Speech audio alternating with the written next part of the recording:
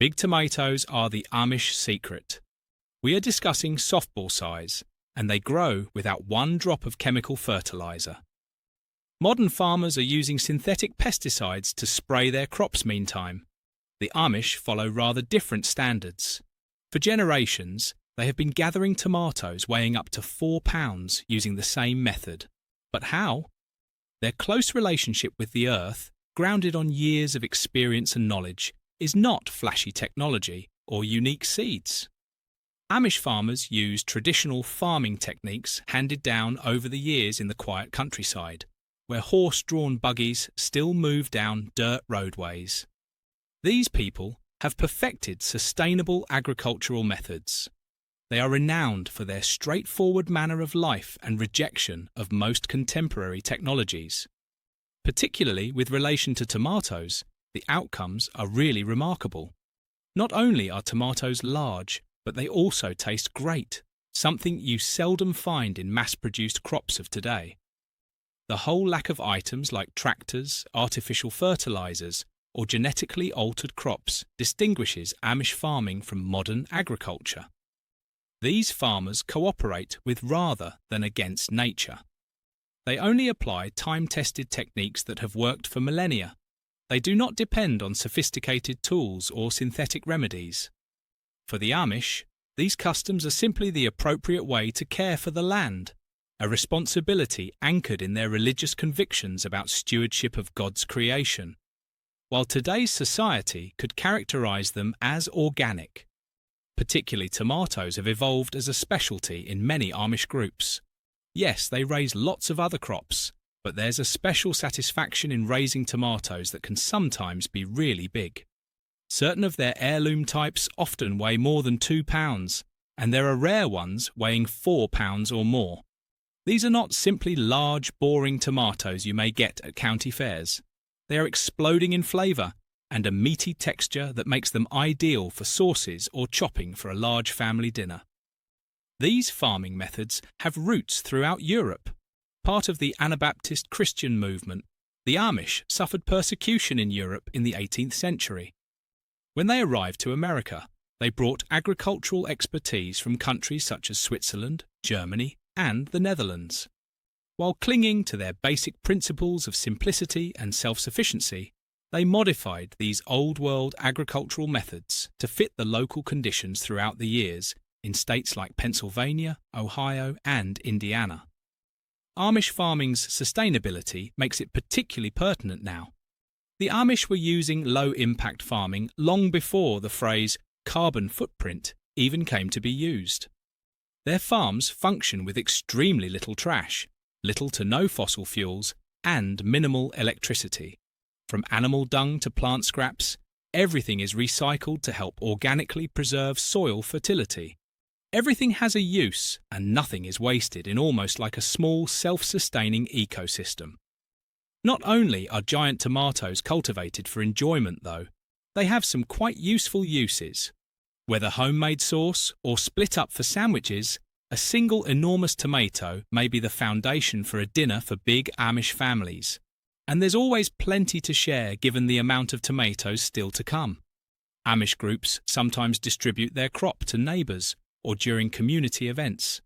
It is about helping the larger society, not only about providing for their own families. It has a commercial side as well. These enormous tomatoes have a reputation attracting consumers. People come year after year to purchase these unusual, big and tasty tomatoes at Amish roadside kiosks and farmers' markets. Some Amish farmers have developed names that draw tourists from all around, generating a consistent revenue to maintain their family-oriented way of life. But how can these little, non-electric farms contend with massive industrial operations? The solution is found in scale. Usually between 25 and 100 acres, Amish farms are substantially smaller. Hence, the family can carefully and with great attention to detail manage everything. This enables their fast reaction to any issues that develop. The Amish can carefully monitor plant health and intervene quickly, but huge industrial farms are sometimes too far off to detect minor problems until they become major ones.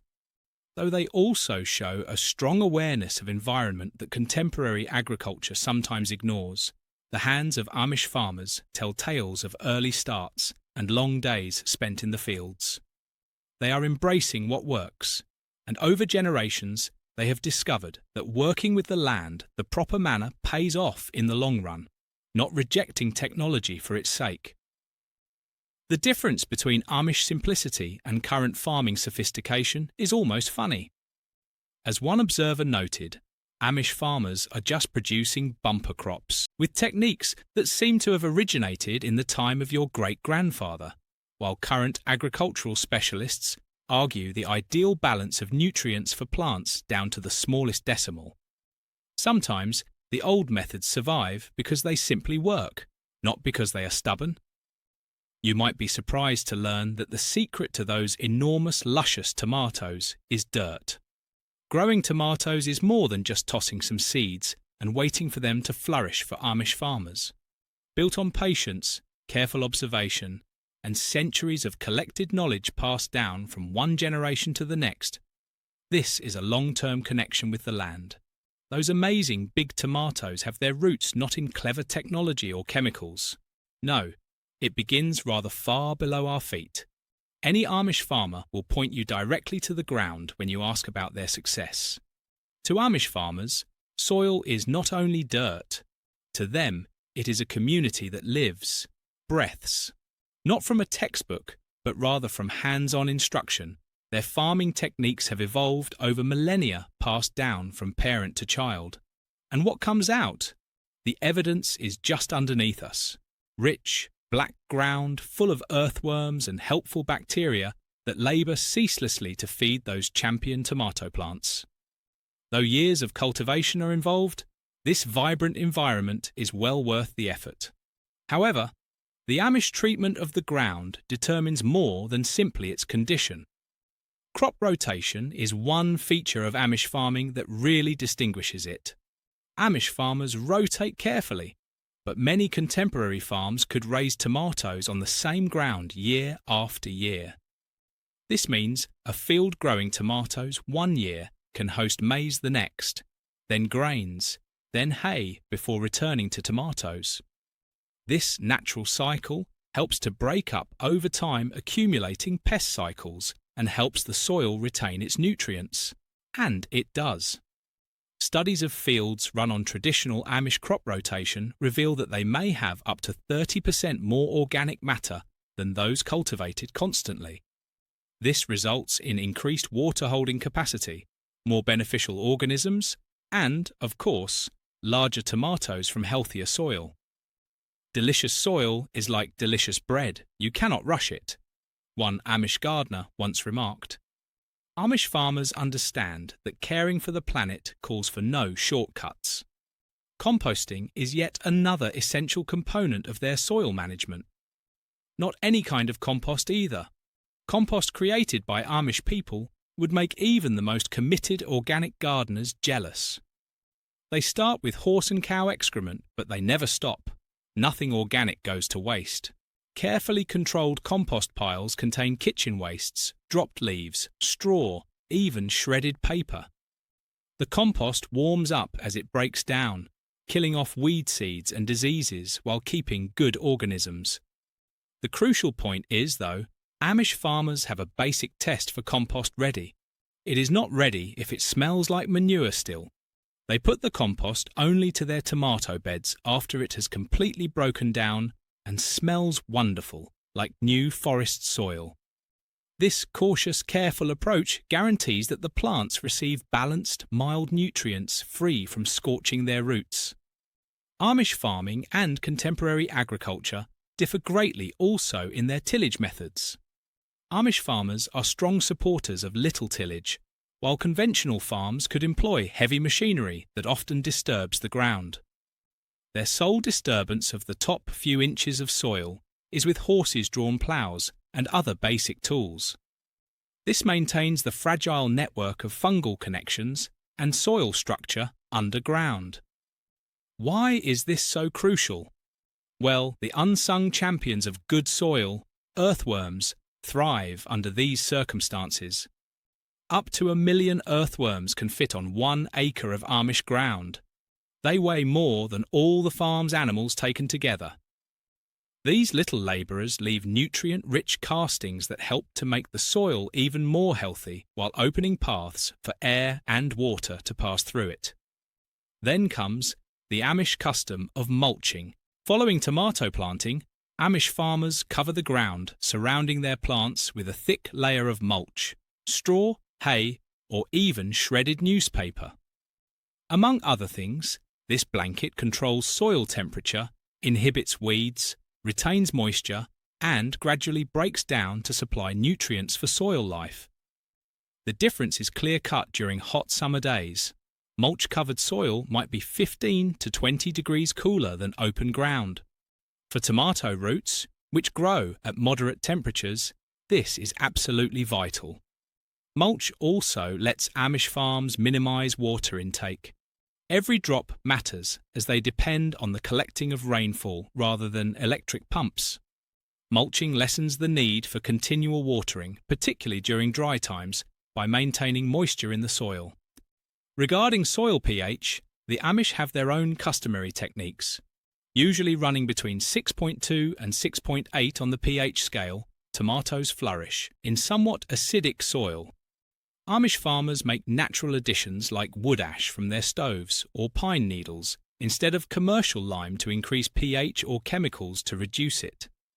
These take time and help to avoid the shock that more potent products might cause.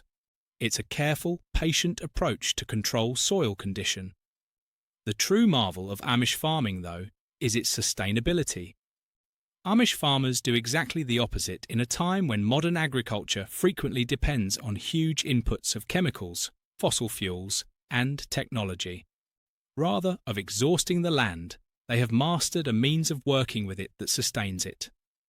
Their techniques are about increasing soil health, preserving biodiversity, and establishing an ecosystem that will keep supplying for next generations, not only about raising huge tomatoes. Amish farms tell a different tale than contemporary agriculture, which sometimes struggles with declining yields and ongoing need for additional chemical inputs. Over 200 years, many Amish farms have been constantly maintained, and throughout that period, they have not only kept soil fertility, but often enhanced it. This amazing achievement is evidence of their deep, careful, and soil-first agricultural method. As the globe searches for more environmentally friendly farming methods, the wisdom in these age-old techniques becomes increasingly important now. One Amish farmer said quite precisely, "We borrow soil from our descendants, we do not inherit it from our ancestors." This basic yet insightful perspective emphasizes the Amish agricultural philosophy. Healthy soil is an investment for the future rather than only for today.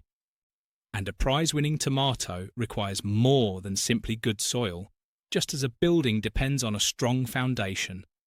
The seed selection is also quite crucial, perhaps even more so. Though they seem little and basic, seeds contain millennia of history, genetic vigour, and the possibility for remarkable fruit inside those little envelopes. Perhaps more than any other aspect of gardening, the Amish take seed choice rather seriously. Though you may modify the soil, water, and add compost, you cannot change the fundamental character of a plant. Regarding tomatoes, heirloom varieties govern the Amish gardens. Unlike contemporary hybrids, which are generally developed for traits like durability, consistent ripening, or convenience of shipping, heirlooms have been painstakingly chosen for taste and size. For more than 150 years, some Amish villages have kept and expanded the same tomato varieties under varied circumstances and climates. What therefore makes a tomato type perfect for creating giants? The Amish farmers search for several very important qualities. They first like indeterminate cultivars, those that keep growing and producing all through the season. While determinate types yield all their fruit at once, these kinds have greater potential for generating huge fruits. Common selections for Amish big tomato projects include variances including Brandywine, German Johnson, and Mortgage Lifter. And then comes the craft of seed preservation. The Amish save the tastiest tomatoes each fall for use as seeds, not for consumption. They choose just the most outstanding specimens, those with excellent flavour, amazing size, early ripening, or disease resistance. Repeated year after year, this procedure progressively adjusts the variations to local conditions. Mass selection is the technique used here, and it works very brilliantly. Research indicates that seeds preserved from plants cultivated in a designated area for just 3 to 4 generations can have quantifiable genetic adaptations to the local soil, temperature, and even insect stresses. While many people purchase new seeds year in contemporary gardens, the Amish know better. They realise the need of regionally tailored seeds. These gradually evolved seeds are like treasure. Having been tested in the local surroundings, they are more likely to flourish even under demanding circumstances. Amish tomato cultivars, for instance, are sometimes able to develop fruit even at temperatures much beyond 90 degrees Fahrenheit, a period when many commercial varieties fail. Still, another amazing feature of Amish agriculture is cross-pollination. Although tomatoes mostly poll themselves, insects may move pollen across many kinds. The Amish notice the resultant plants and view these natural crossings as lucky mistakes. Should the cross show promise, they keep the seeds and transplant them. Occasionally, this results in whole new tomato types well suited for local conditions. Amish seed collection preserves really amazing genetic diversity. A single Amish hamlet could have dozens of different kinds of tomatoes, whereas the commercial seed business is reduced to just a few varieties. This variation provides protection against disease outbreaks, severe storms, or other unanticipated events. Should one variety fail, another with distinct genetic makeup may flourish. It is noteworthy that certain marketing plans do not include the non-GMO methods followed by the Amish people. For them, it's only the logical development from conventional farming. Because they view working with nature as, rather than attempting to control, they reject genetic alteration in labs as against their values. Their approaches of choosing seeds are based on observation and patience, not on advanced laboratories. Regarding seed preservation, Amish farmers use age-old, tried-and-true techniques that have stood good for millennia. The seeds are meticulously cleaned and dried, then kept in cool, dry places in paper envelopes or cloth bags. Some Amish communities without refrigeration preserve seed collections that have been viable for decades.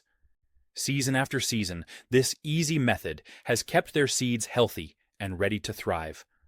A further lovely feature of Amish farming is the seed exchange custom. Often trading seeds within their villages or among neighbors, the Amish enhance not just their individual crops, but also the whole farming network. This collective knowledge and resource sharing guarantees the survival of ancestral varieties, independent of any difficulties. The Amish organize seed-saving meetings following every harvest to preserve their beloved heritage varieties and deepen their feeling of community. Families trade their finest seeds and provide priceless information during these meetings. A farmer who had tremendous success cultivating drought-resistant tomatoes, for example, would trade seeds with another whose plants had extraordinary disease resistance. This conversation is about genetic diversity, information sharing, and building of communal bonds, not only about seeds. Modern gardeners are coming to see the value in these age-old methods more and more. The efforts of groups like the Amish, who kept a great variety of kinds during the 20th century while industrial agriculture concentrated on only a few hybrid types, help greatly explain the explosion in popularity of heirloom vegetables. An old Amish gardener once stated, "My grandfather grew these tomatoes, his grandfather before him." Everyone selected the finest and passed it on. I am only the present caregiver. Amish farming is based on this idea of continuity, whereby every generation preserves the past for next generations. Now that the best seeds are in hand, the next vital action is to get them into the ground so that they have the greatest possible beginning. The faint clip-clop of horses' hooves and the quiet conversation among family members working together define the planting process for the Amish, not the boom of machines. Generation after generation of trial and error has passed down this careful, deliberate planting method, which is also the main reason Amish tomatoes grow so strong and big. Planting has to be timed exactly. Although big industrial farms follow a strict timetable, the Amish depend on natural clues. They wait for the wildflowers to bloom, for particular insects to show up, or even for bird sounds, all of which indicate that the ground is at the correct temperature for planting. This is a form of natural calendar, one that has shown considerably greater dependability than any written guide. Although tomato seeds will not truly flourish until the soil reaches at least 60 degrees Fahrenheit, they can begin germination around 50 degrees Fahrenheit. Planting too early leaves the seeds open to decay and pests when soil temperatures are still too chilly. Amish people are renowned for their patience.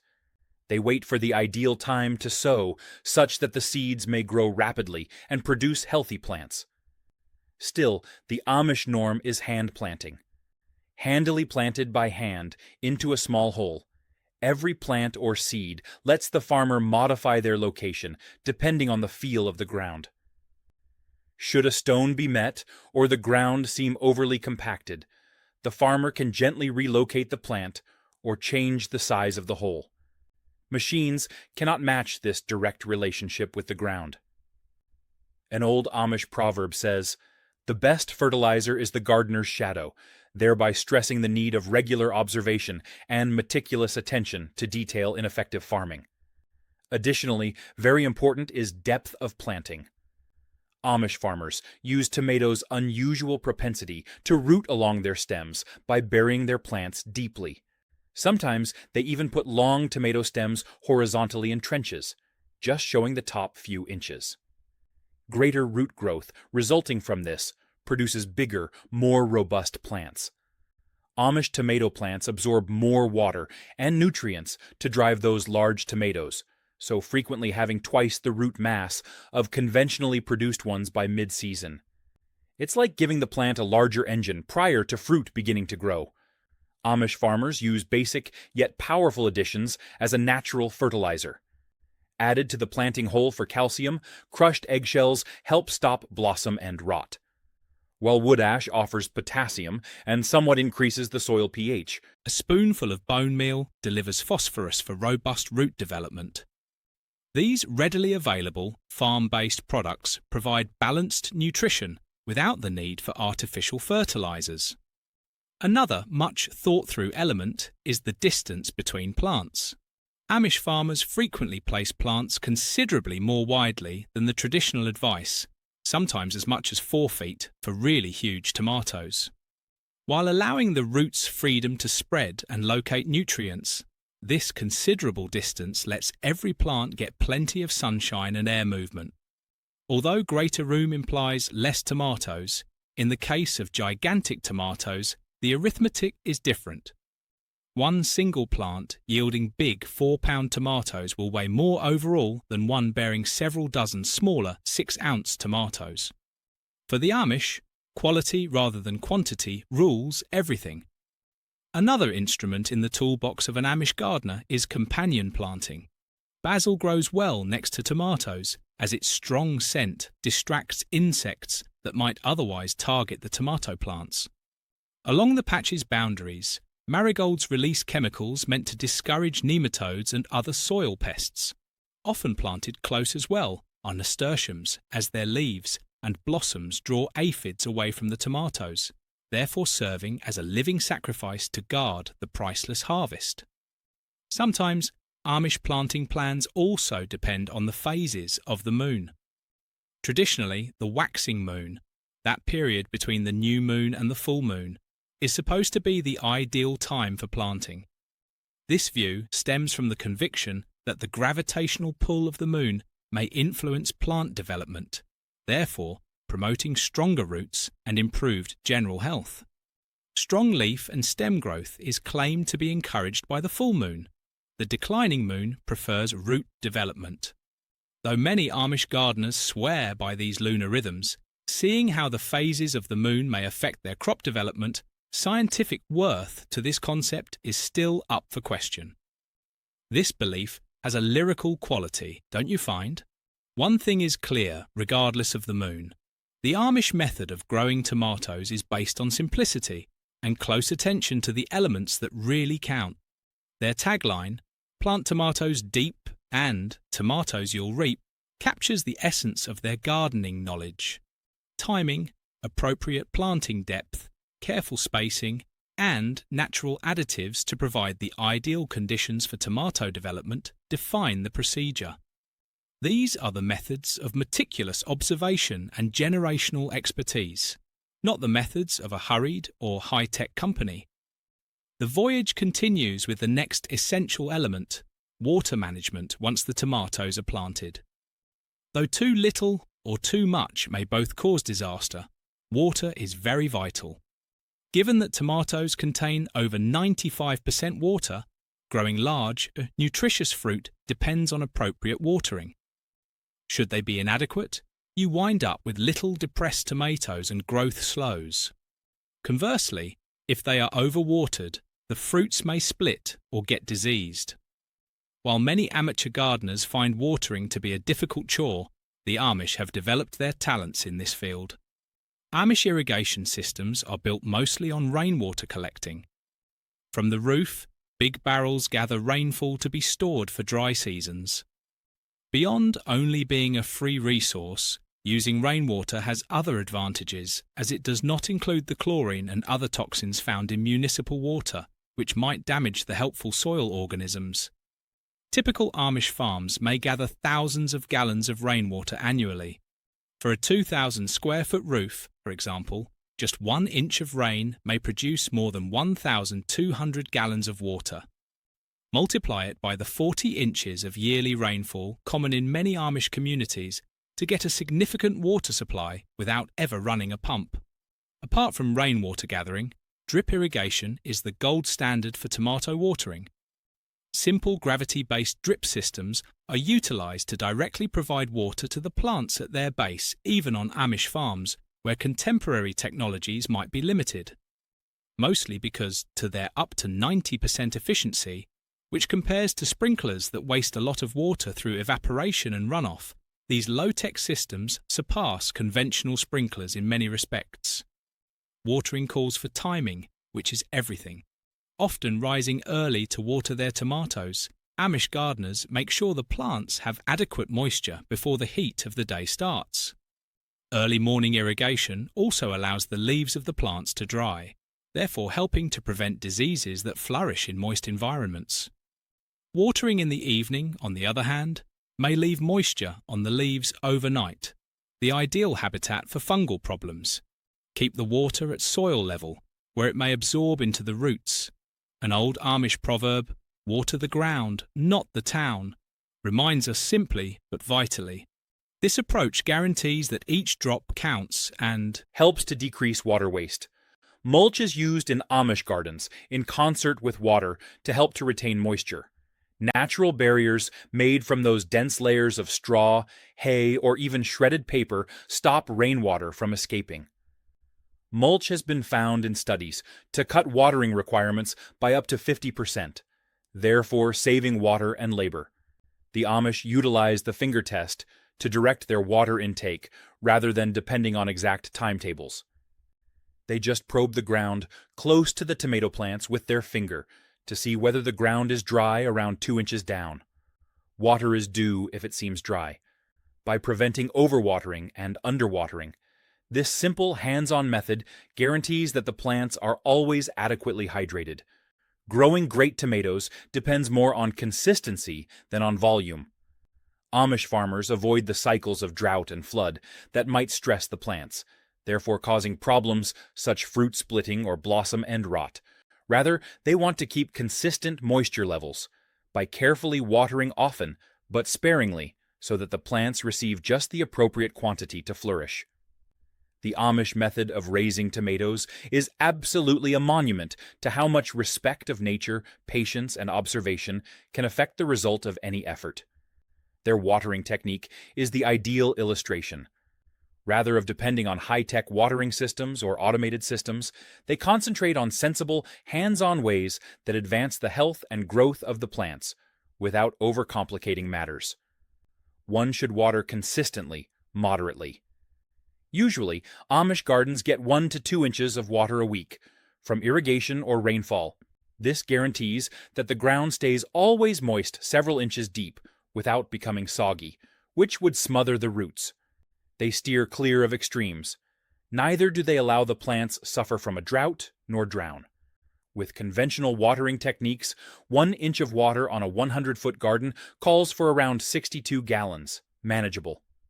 Over the season, the Amish adjust to shifting circumstances. They water moderately in spring to promote deep root development. As the fruit starts to develop, they use more water to help that development throughout the primary growing season. Fascinatingly, some Amish farmers cut water significantly as harvest draws near, supposedly concentrating the taste in those large tomatoes and increasing their even more exquisite appeal. This careful variances in watering methods enable the plants to flourish regardless of the temperature. Another factor is foliar feeding, that is, spraying diluted nutrients straight on the plants. Compost tea or fish emulsion applied early in the morning gives the plants fast, easily available nourishment while they wait for the slower releasing soil additions to start working. This guarantees, particularly throughout the growth season, just what the plants require when most needed. Amish farmers don't take their access to public water for given in drought years, when water is much more valuable. They irrigate at night to lower evaporation and apply techniques like basin irrigation, whereby small depressions surrounding the plants retain water longer. These methods preserve the valuable rainfall they have gathered, therefore guaranteeing that their crops will keep growing even in trying circumstances. According to the Amish, water is the finest fertilizer available. If the plants are stressed by a drought, all the rich soil additions and compost in the world will have little effect. Correct watering releases the nutrients already present in the soil, therefore enabling plants to fully benefit from the rich, well-prepared soil. Tomatoes can flourish aggressively when the roots are well hydrated and the leaves are seeking for the sun. The Amish method of cultivating enormous tomatoes is ultimately a potent reminder of the need of working with, rather than against, nature. Their gardening philosophy is built on information acquired over decades, knowledge acquired by respect of the ground, patience, and trial and error. Their results speak for themselves. Enormous, tasty tomatoes, the consequence of decades, perhaps centuries of expertise. This kind of thinking also relates to life. The Amish teach us that the finest things cannot be hurried. Results that are both remarkable and sustainable may be obtained by observing natural cycles, reacting to changing conditions, and allowing plants the time and care they require. Their whole approach strikes me as being really sensible. Do you believe this may be relevant in spheres outside of gardening, maybe in other spheres of life?